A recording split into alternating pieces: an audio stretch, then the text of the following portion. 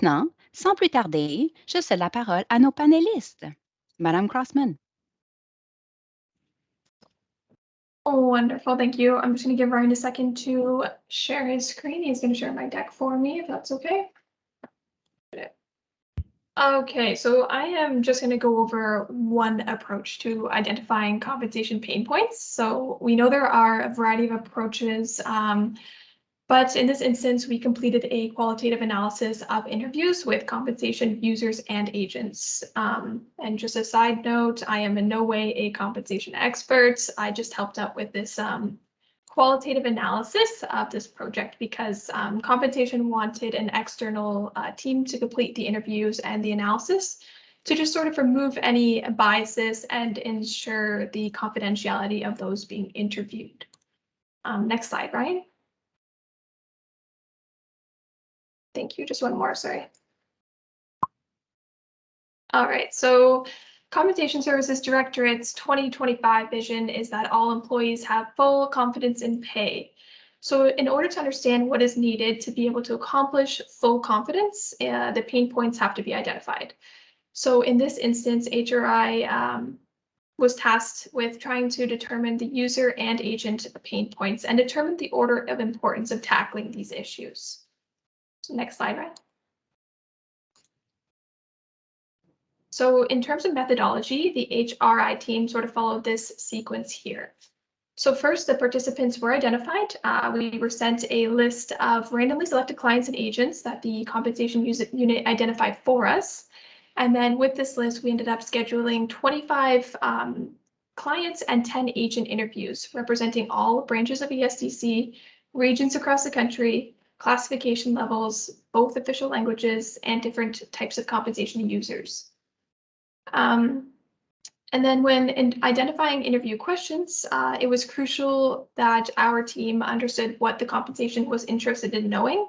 So we consulted with them beforehand and started identifying different themes. So we came to confidence and trust, meeting information needs, branding, and future services.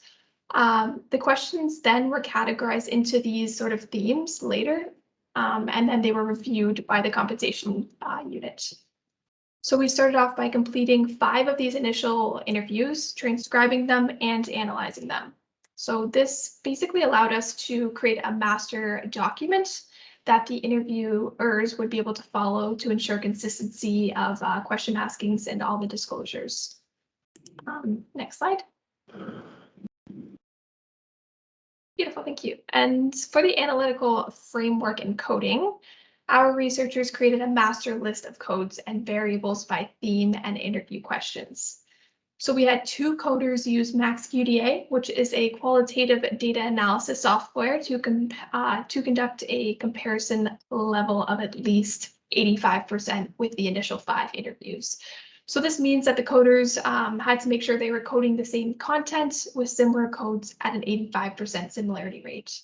And once this 85% was accomplished, the intercoder agreement was established, and then the coders were then able to code independently now that they were on the same page and understood one another's coding patterns. So after that came the analysis, where we identified the number of interviews that specific codes were used, the general frequency of codes, and so forth. For example, satisfactory client services was used in 12 interviews and was coded 15 times. And before analyzing, the interpretation guidelines of codes was created. So for example, if a code is used on 51% or more of the interviews, we would consider that a majority. Anywhere between 30 and 49%, we consider that sizable. This basically just ensured consistent terminology in the analysis itself. And yeah, so we basically used the most frequent codes to verify any of the common pain points that were discussed in the interviews. Okay, next slide, Ryan.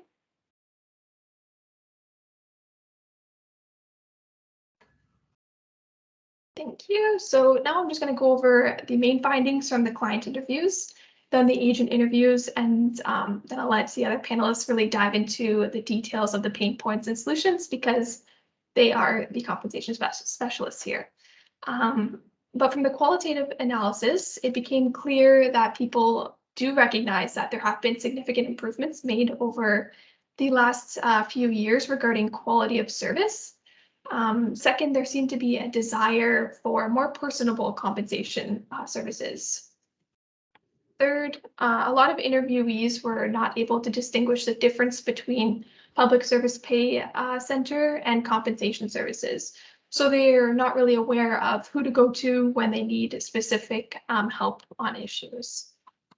Fourth, some of the respondents weren't aware of what services were even available to them.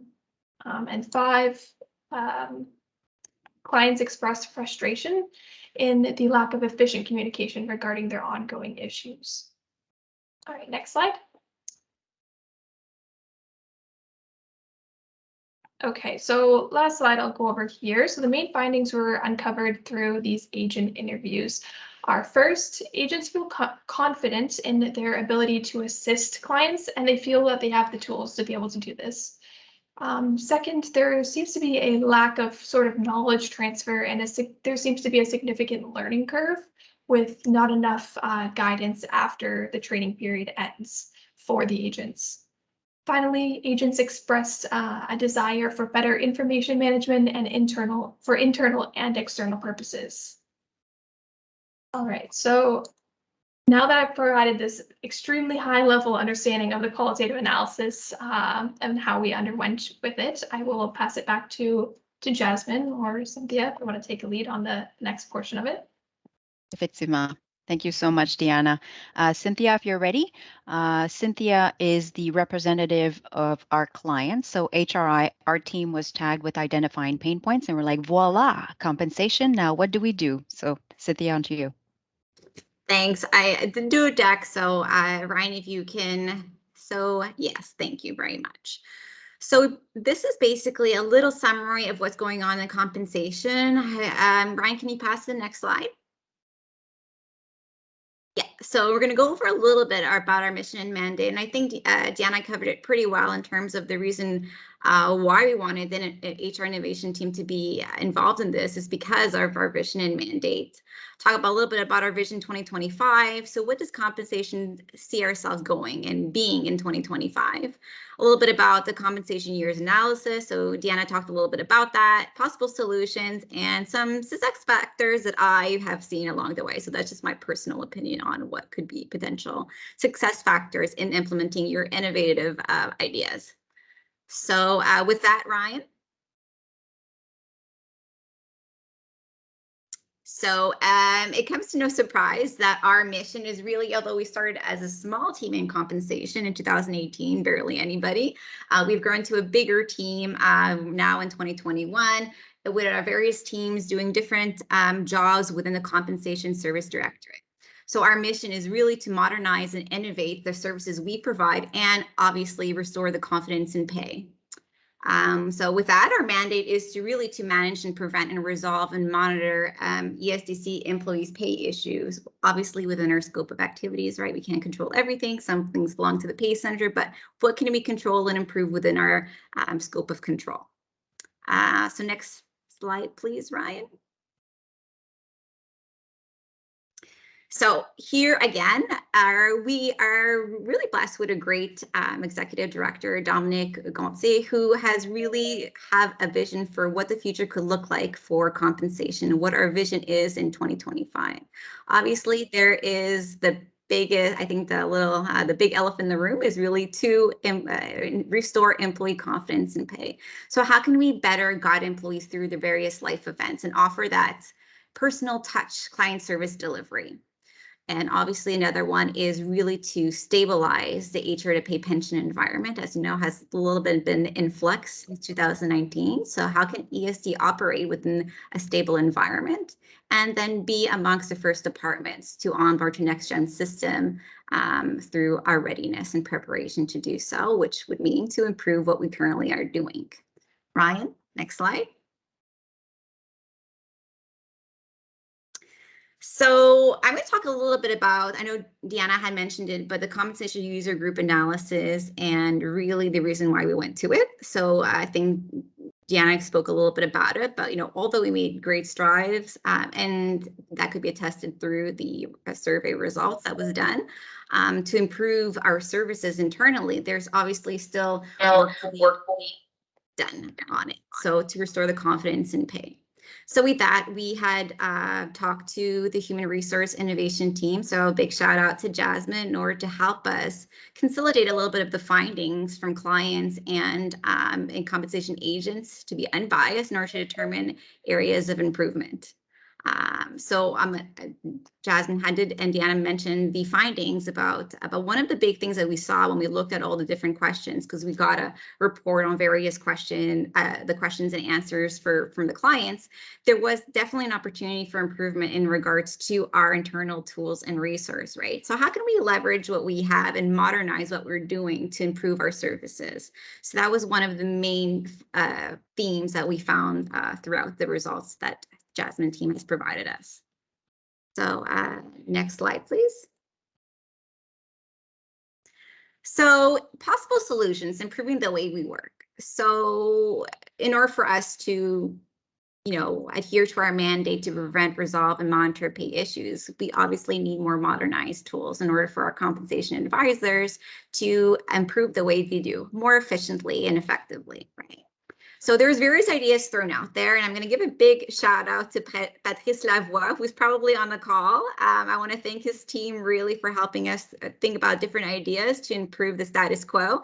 So thank you very much, Patrice, for helping us and putting up with me in my various calls to you. So I do want to acknowledge Patrice's team and how he's helped us find some solutions as well. So we were looking at some things as well, but I think I really want to talk about is our ESDC Innovation Fund idea, which is a pay reconciliation tool. So again, I'm going to shout out to, I'm doing a lot of shout outs. I'm going to do a shout out to the Innovation Fund team. So Maze, I know Rebecca, you're on the call. So thank you very much for putting up with me as well and listening to my ideas and my spiel and going through it. So thank you very much. So the idea behind the pay reconciliation tool, and it's something that's dear to my heart because I think the biggest thing, and it aligns with our mandate to prevent pay issues, and definitely one of our pillars is really to prevent issues. So the pay reconciliation tool is really an idea that comes from the heart because how can we optimize and leverage our internal systems to prevent a negative pay outcome from occurring? So that would decrease, obviously, employee frustration. It would increase confidence in pay. It would definitely help the CAs in terms of their loads and the financial system in terms of the overpayments and the amounts that we receive of escalation requests, et cetera. So the idea behind the pay reconciliation tool is really to leverage our HR system, i.e. PeopleSoft, in terms of the data and to reconcile it against what we have in Phoenix. So I'm not going to go in too much. Yes, thank you, Jasmine. CAs are compensation agents. As you know, Deanna mentioned she's not a compensation expert, but I am. So I do, if I use a lot of abbreviations, please excuse me. So the idea behind the pay reconciliation tool is to reconcile information from our various HR systems prior to pay confirm in order to prevent any negative pay outcome.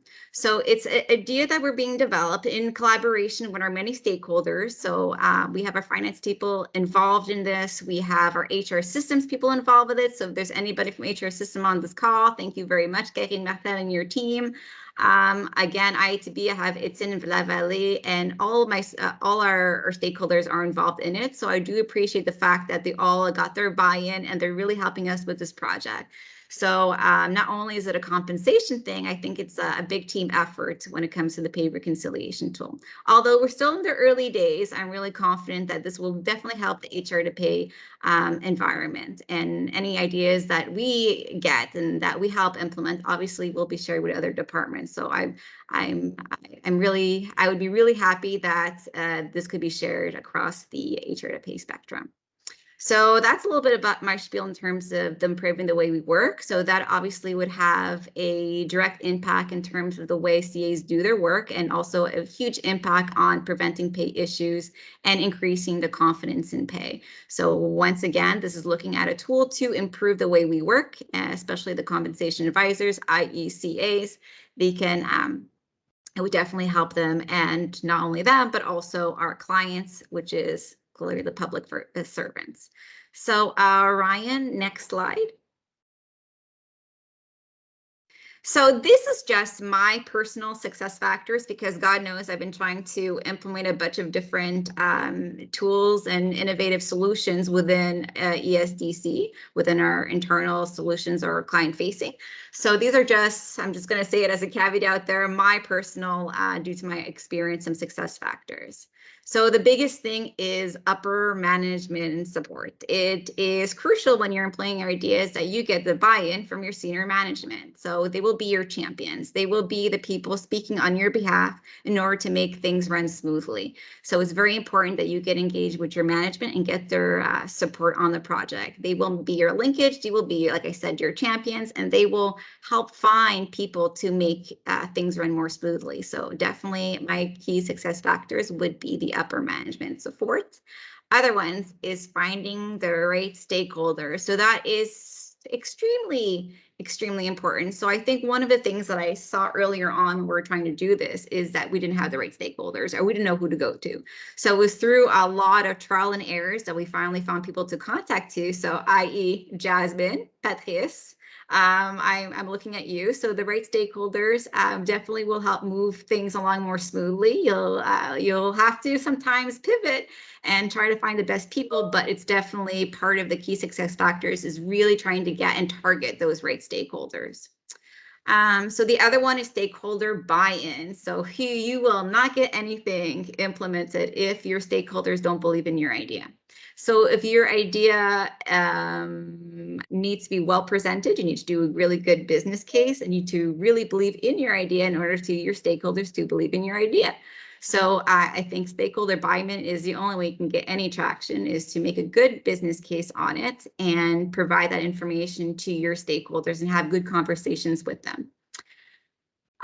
So then the next one is never waste a good crisis. So I kind of stole this from Winston Churchill, but it's still true. So although the pandemic has been hard for us, it's really been helpful in terms of optimizing internal solutions to expedite and efficiently process the way we work. So although, like I said, the pandemic hit us hard, it did give us an opportunity to definitely leverage that with improving the way we work through automation or through some sort of innovative solution. So it really does.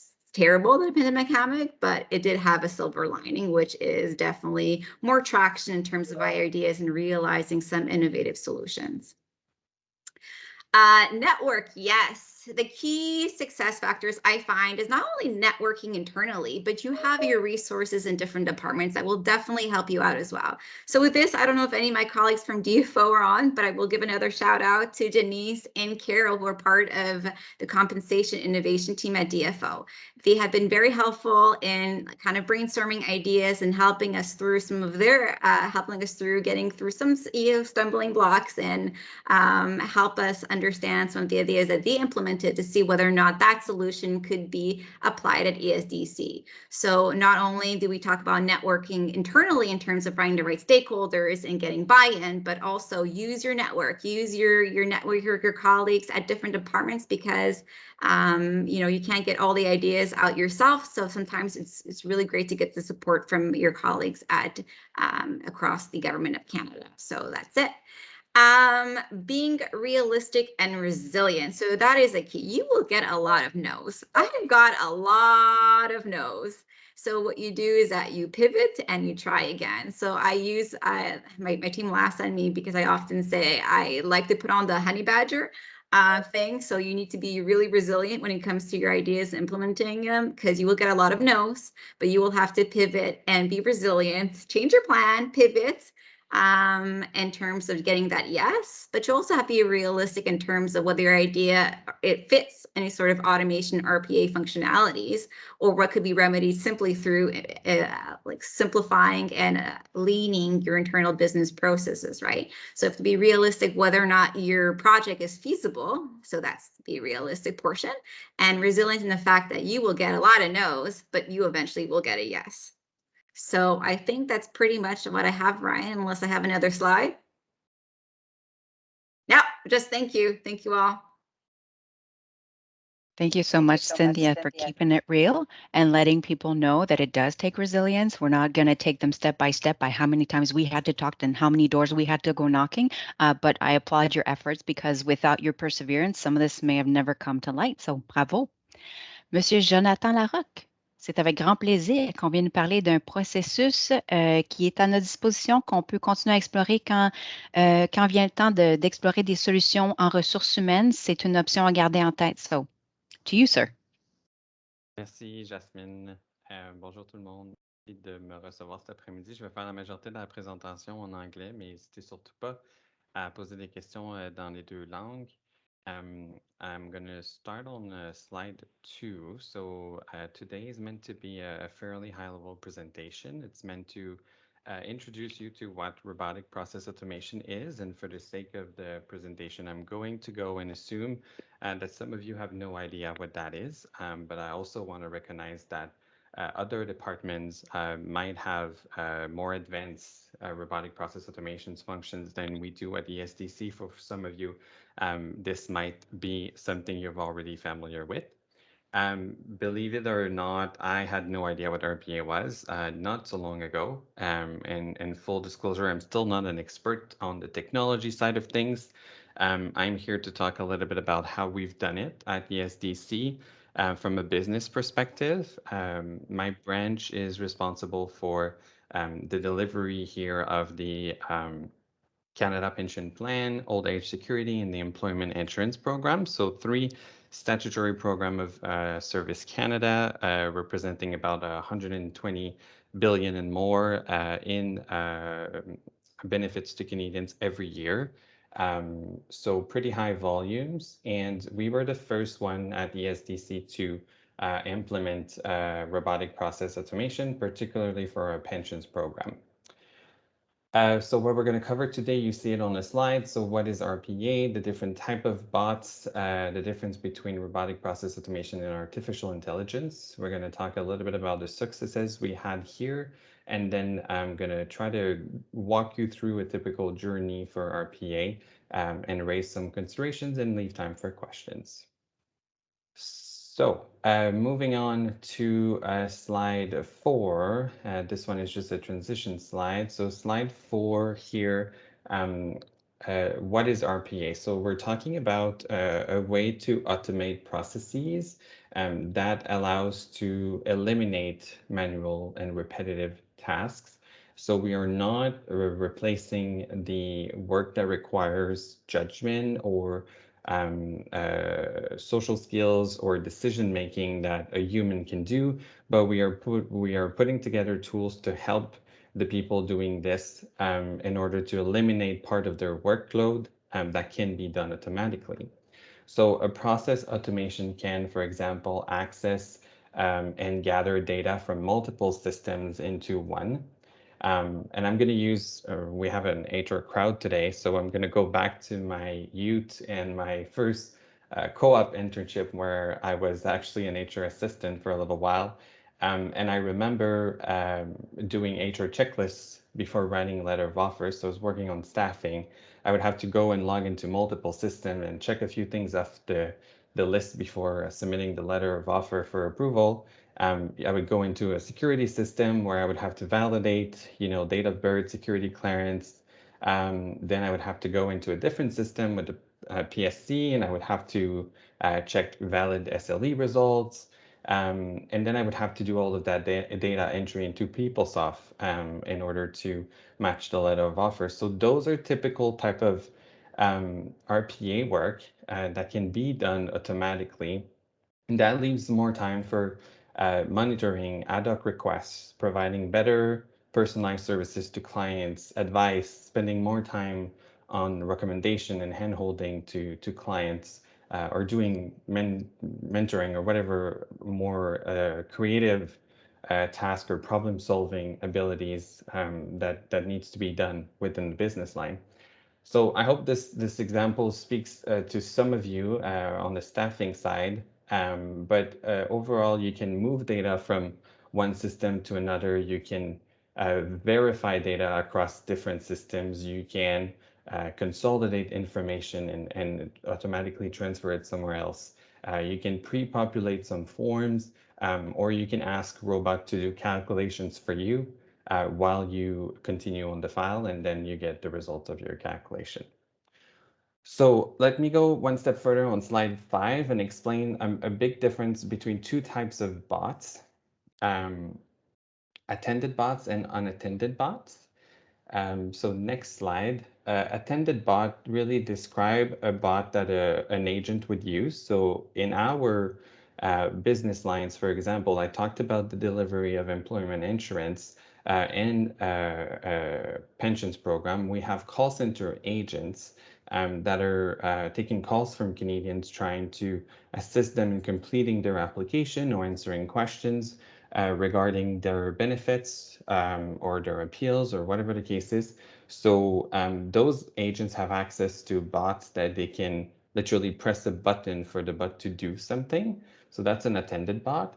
An unattended bot is really a bot that is triggered by a workload system or by a notification of a certain system that will automatically ask the bot to do something. And you get the result of it, and you eliminate this work item from your actual to-do list as an employee. Slide 6. I'm talking about what is artificial intelligence, and the reason that I think the main takeaway here is to understand that there is a difference between AI and robotic process automation. It's a question we often get. Sometimes the line can be a bit gray when it comes to what the outcome looks like, but the process is very different. So with artificial intelligence, you can do much more complex things, and that will bring a lot of additional considerations. So you'll face a lot more obstacles. There is obviously ethics and privacy concerns, and there's strong Treasury Board Secretariat monitoring and some directive that are framing how department can use artificial intelligence. So this is a much longer journey than robotic process automation, which from a technology side is something that departments have more control on, and that can also be implemented faster. On slide 7, I'm going to try to talk a little bit about our successes. So obviously being a volume-driven program, I put a bit of stats on the slide, so I apologize for that.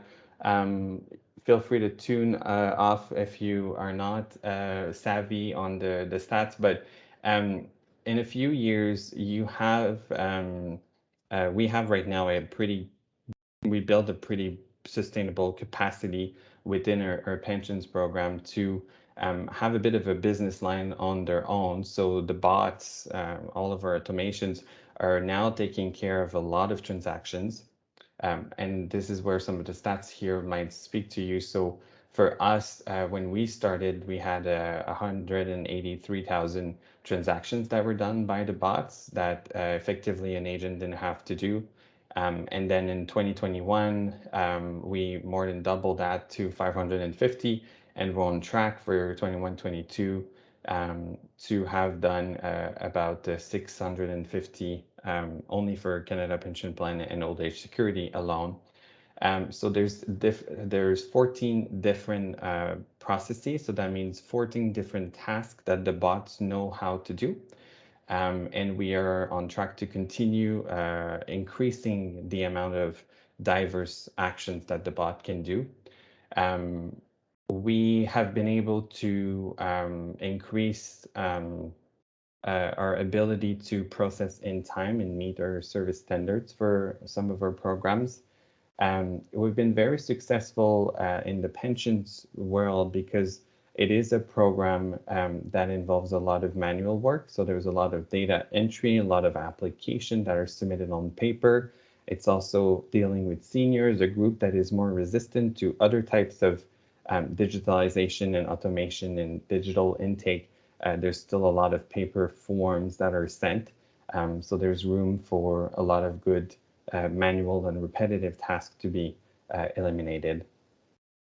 I've talked a lot about pensions because we've been doing it since 2018, but we recently also launch a robotic process automation to support the employment insurance program that has been done during COVID. As some of you will be aware, in the middle of COVID, the employment insurance program received as many applications as they usually receive in a year in a day or two. So it was literally a situation that was unsustainable.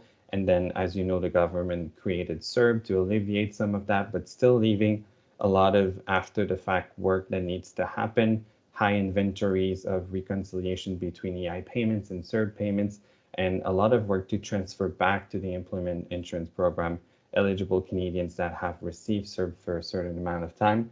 So this is where RPA has been able to support the business line.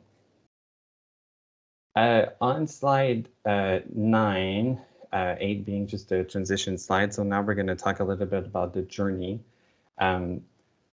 So first, in terms of how we kick off the journey, and my colleague Todd, who I think is on the phone today, but is being shy, he deserves more credit than I do when it comes to this RPA journey, because he usually jokes that the best automated process is a process that you can eliminate.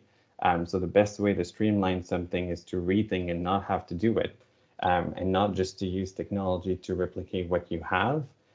So that's that takeaway for you today. But overall, the type of processes that are good for automations are processes that have structured data, that have a lot of manual work. I talked about that.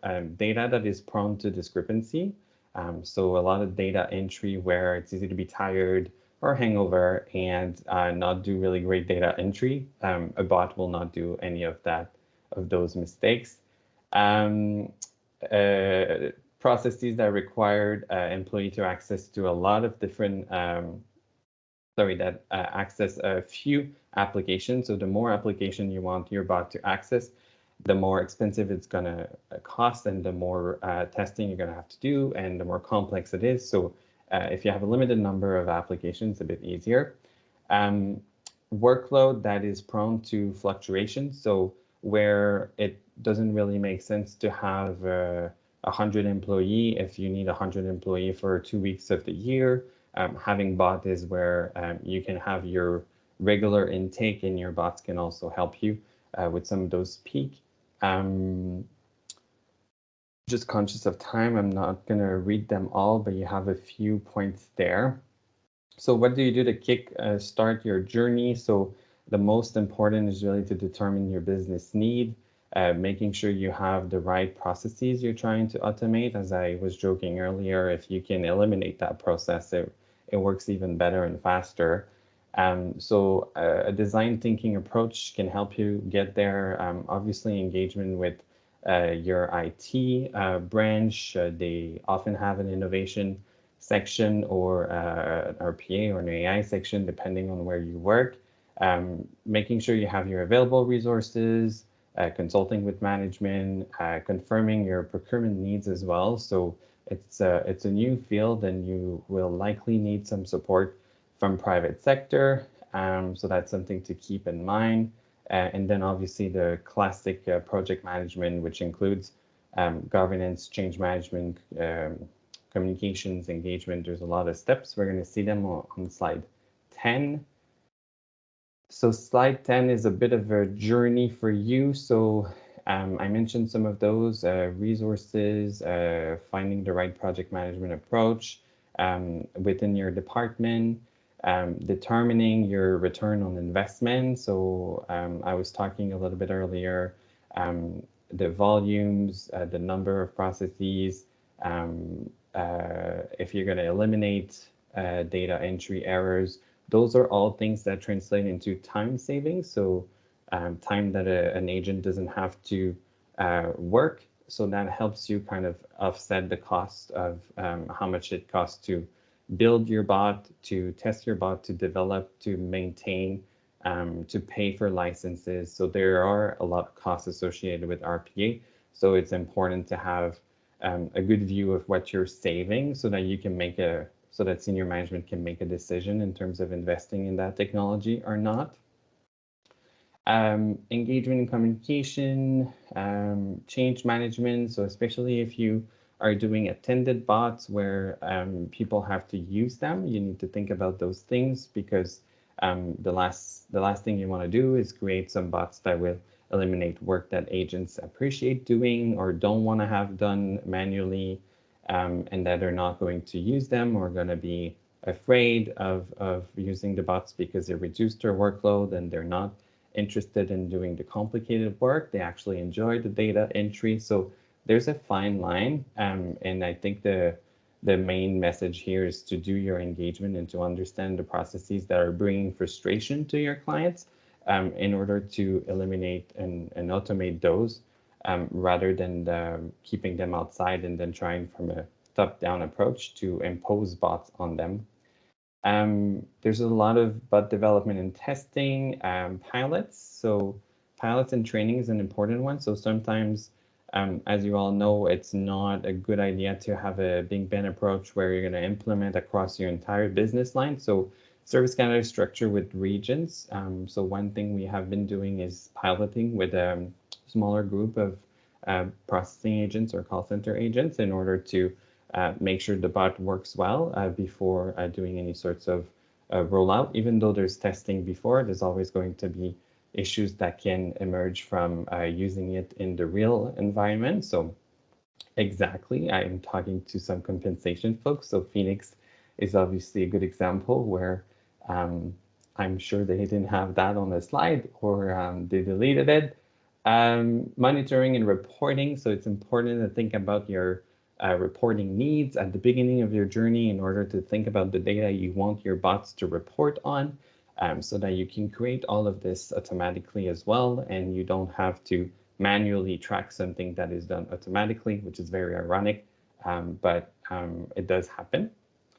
And then just a quick note at the end to keep in mind that once those bots are running, there will be always a continued maintenance and a continued business cost associated with it too, because you need to continue communicate with your clients how the bots are now evolving or when they're not working, because they do sometimes have bugs when things are updated, and then it takes a bit of time before it goes back to normal. So you need to be ready to communicate with them.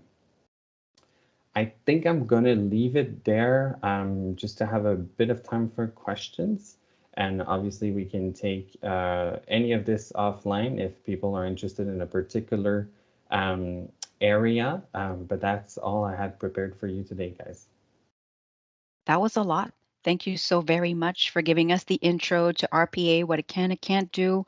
Very useful, and potential for impact within HR is huge. I know lots of us are looking at this. It's just a question of getting to that next step of, okay, how do we actually operationalize? So wonderful. Thank you. There's a question from the audience for Cinthya. So presenters, if you can turn your cameras back on, please, we will begin taking questions from the participants. Donc, Cinthya, can you talk a little about the root causes the team identified in their review of HR to Pay and how compensation reconciliation tool prevents those issues? Right. So I'm a senior manager. One of my team has the projects team. So we do talk a lot with operations in terms of when we do our analysis of what can be leveraged through automation or through innovative solutions, right?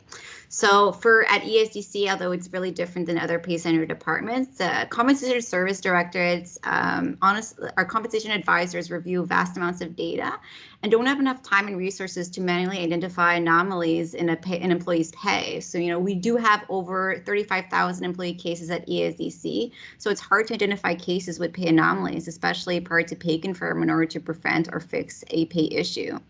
And even so, employees aren't sure of any issues with their pay, right? So cases may get escalated to the compensation service directorate. not get escalated in time, I mean, and employees might find themselves in a financial hardship situation without prior warning and impacting their mental health. So we took that all into consideration. We talked to operations, we talked to our colleagues in IITB to see whether or not that we could do something about preventing negative pay outcomes, and that's what we came out with a pay reconciliation tool. Not only that, one of the key success factors was really going to different departments. So we did talk to, I don't know if Jordan White's on the call from CRA, so I want to give a shout out to Jordan too, and Greg Van Beethen from CBSA, because they do have a pay reconciliation tool in their area and their departments. And so we talked to them a little bit about what they saw and how that helped their internal HR. So, I mean, we did a lot of research, we did a lot of networking, like I said, key success factor, and that's how we came up with this. And hopefully we'll develop it soon to find some solutions to improve ultimately employee pay outcome. Great example, thank you, of how we have common problems and there are potential solutions that we should explore to scale. Question pour toi, Deanna. Why did we choose to do interviews to gather the responses from the compensation users and agents? Why didn't we just send a survey? Why didn't we do a focus group? To be honest, that decision had already been made when I got involved, but I think that the objective was to gather richer data with the folks involved. I understand that HRSB had released like a series of different surveys when COVID hit, so there was probably an overwhelming amount of them. So we wanted to really give folks the opportunity to expand on the issues that they're experiencing and allow them to be heard vocally and have that personable connection. Awesome, thank you. So what I'm thinking, Cinthya, is how come compensation didn't already have this like data-driven approach? Like you probably already knew what your problems are. Like you didn't need the confirmation. You didn't need to say, oh, 58% of our users are experience XYZ problems. You already knew this. So why that? Why now? Our vision, really, we really want to obtain that vision that, like I said, upper management support and their vision as well in terms of a better future for us in 2025, right? And although we know some of the pain points ourselves, like you said, the results weren't really a surprise, we really need to substantiate through data sets, right? So you guys got us some qualitative data from the results and, that to gain traction as well, right? So we referred back to the innovation survey when we want to implement some ideas, right? So we have kind of like, here is proof that we need help, please help us. So yeah. Data-driven informed decision. Yeah, perfect. Go. Thank you so much. It's almost like I gave you the script. Thank you so much. Jonathan, so when you go through your brainstorming of solutions, who do you involve? So for us, I think one of the most important group is the regional processing or regional call center staff. So the ones dealing day to day with Canadians and having to, for example, have complicated conversation on the phone while they work and they're trying to get things done. So they know exactly the type of work that takes time to manually, and they have to put clients on hold and that sort of thing. If we are able to give them a bot that will run into the back end and be able to do those calculations or go and get that information. Sometimes it's validating the client's identity or going to get information about the client from multiple systems. But we were also able to do, for example, log into multiple systems. So rather than having them present a username and a password for 6 or 7 different applications at the beginning of their shift, they're able to use this bot and go get a coffee instead. So there's ways to make their life better that will ensure they're using the bots, and this is where you see your return on investment. So I would say that the client group in our case was the most important group to engage with. But I would equally say that you need IITB to be part of the whole thing and not just the development, because knowing about the day-to-day issues and knowing about your objectives, your business requirements, is the best partner to make sure that the design is done with the right objectives in mind. So for me, it's the close partnership and collaboration amongst all of those key players that is important. Merveilleux, merci. I know you said other things, but I kept hearing enhanced employee experience, enhanced employee experience. Oh, merci. So, Cynthia and Deanna, you will have different takes on this question, but why did the compensation unit decide to start identifying? No, sorry. How did we prioritize the issues that were identified? So, from an analysis perspective, Deanna, and then from a compensation, like a business owner perspective, how do you prioritize? So, maybe I'll let Madame Crossman go first. Yeah, for sure. So when doing qualitative analysis, the way that we did, we would prioritize them based on the number of times the codes were used in the interviews. So say one code was used 12 times, another was used only 4 times. We would definitely prioritize the issues that are brought up more and that are discussed more. And yeah, and that would be the order of sequence that you would take on when doing qualitative analysis with interviews. Thank you. And Cynthia, I'm assuming that you're like, oh, yes, we hear you. However, it doesn't take into account our constraints, right? Like some of these problems are outside of Exactly. our, So so that's what I was about to say. I was like, although I do hear the employees and some of their frustrations, some things are out of our control. So I think the way that we prioritize is really within what's in our area and scope of control. What's the biggest bang for our buck? What will show the most improvement in terms of automation and solutions, right? So for us was really those factors that we consider when we were looking at priorities. Absolutely. awesome. Thank you. Well, So Jonathan and Cynthia, a question for you from like a management perspective. What's the most difficult part of trying to find solutions? You can be honest. It's just us. Jonathan, do you want to go first or should I go first? My personal experience. I'm almost tempted to say one of the most difficult part is people having solutions looking for problems. Sometimes RPA becomes a buzzword and people really want to have it, but there's other ways to solve problems that are more cost effective.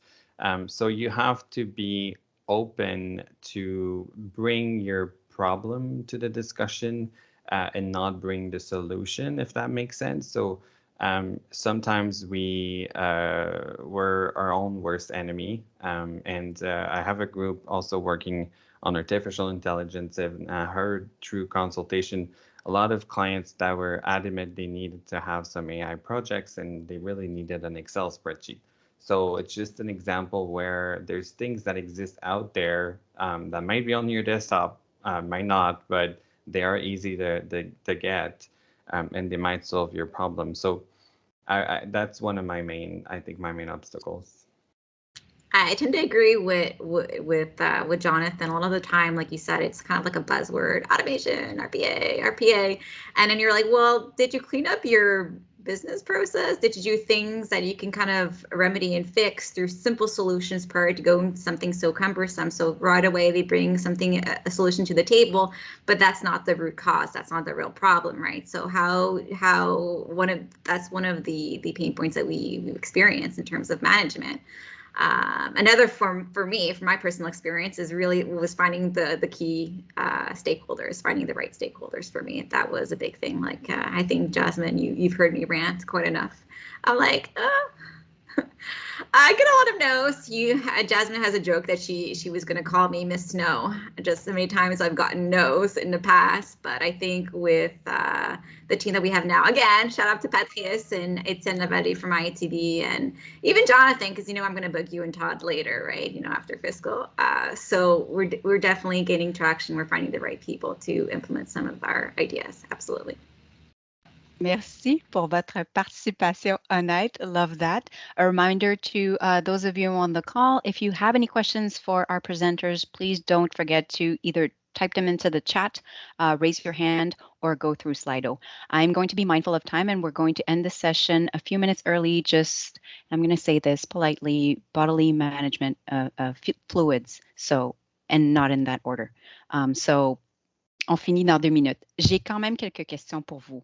Par rapport à la mise en œuvre de solutions, what have been some of the biggest obstacles? Like, we've talked about what's difficult, but like, what have you there's a door that slammed in my face. Not you, Cinthya. Not, I know what doors have been slammed in your face. But for example, Deanna, when we conducted the actual pain points analysis, any issues? And for you, Jonathan, like difficulties? In terms of the actual process as a whole, there were only a couple obstacles that I came across because I came into the project kind of near the midway point, but trying to find folks willing to help with the transcribing was pretty difficult because we didn't have the transcription services available to our team to pursue this project. So that is a big heads up. If anyone's looking to pursue any type of qualitative analysis with interviews, make sure you have the services and softwares available beforehand for both official languages, because that will be a huge obstacle that you will have to face one way or another, because if you don't have that, your teammates will have to be doing it themselves. That was a big obstacle for us. And then just being able to identify how many interviews is enough to get what content you're looking for. Once you reach that saturation point, it may not be necessary to continue the interviews as a whole. You might have a number in your head and you might completely have to put that number on the back burner because you have all the information that you need to pursue the analysis in of itself. So yeah, those were my two big points. For me, I would like to flag procurement, and this is a bit of my own weaknesses in a way, but because robotic process automation as a pathfinder at the ESDC, I think it was very difficult, even for our own procurement experts that are really knowledgeable about how procurement works at our department, don't necessarily have a lot of experience procuring that type of technology or the software. So they rely themselves on Shared Services Canada, their own procurement expert teams. So there's a lot of, it takes time. There's a lot of questions that have to escalate to another department, a lot of collaboration needed between PSBC, Shared Services Canada, and our department. So definitely not something you can procure quickly. So there's good considerations to have at the beginning of the journey to think about those big questions on how we're gonna be able to procure what we need to deliver as well, because it's not just your motivation, your staff, and your funds. You also have to go through processes for transparency, and it takes time. Merveilleux, merci.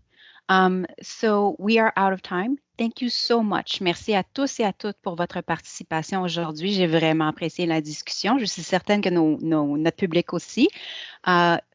Audience, you've been wonderful. As always, we look forward to seeing you on our next session, probably November 24th. Save the date, but also check out our GC Collab and Wiki pages where we'll be posting the material.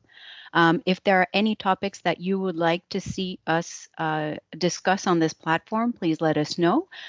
Puis en attendant, ça nous a fait plaisir. Merci beaucoup. Stay safe, everyone. Thanks, Jasmine. Thanks.